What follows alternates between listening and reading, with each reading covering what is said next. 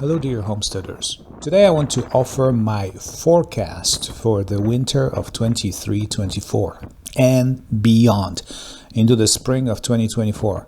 I'm going to go out on a limb and make a long-term weather prediction so that we can be ready for what's coming. As homesteaders or gardeners, we rely on the weather heavily, and the weather has not been our friend lately.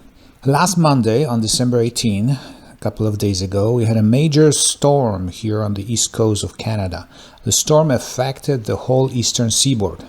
Even New York City was flooded a little bit, and other areas in New England suffered too. So we need to get prepared for these new weather patterns, otherwise we might lose our crops and not be able to produce food.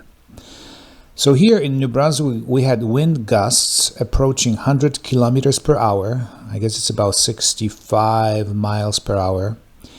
It may not be as strong as some hurricanes down south, but for us it was quite unusual. And so were the temperatures. It was about 14 Celsius, quite warm for mid-December in Canada. And you might be thinking a storm on the East Coast is not that unusual because we do get nor'easters all the time. But this one was warm, and it was stronger than before, than we usually get them here. And it happened exactly 1 week after another storm that we had. It was also on Monday. They were spaced exactly 1 week apart. Monday and then Monday. It's almost like they are scheduled. So we need to be prepared for events like that. So I'm going to offer my long-term forecast. I might as well, because forecasts are not very accurate anymore. Even the old almanac was wrong about last summer.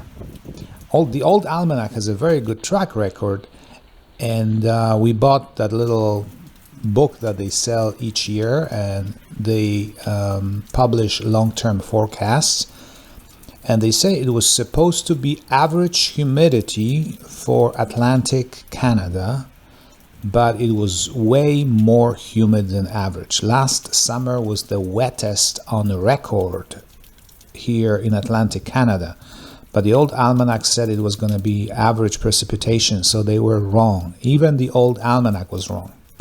So here's my prediction for this coming winter, 23-24, for Atlantic Canada, for the eastern seaboard, the US and Canada.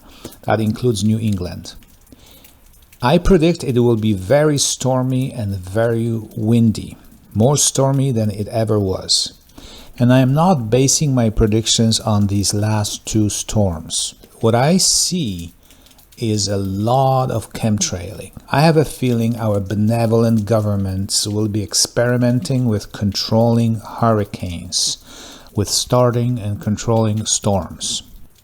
They will be experimenting with moving whole weather systems, air masses.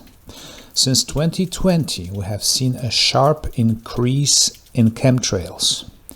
Chemtrails are also known as cloud seeding, weather modification, geoengineering, whatever name you want to use. But until now, those efforts have been largely limited to changing the amount of precipitation. The aim has been to induce rainfall, and that's why last summer was so wet in the east on the Atlantic coast.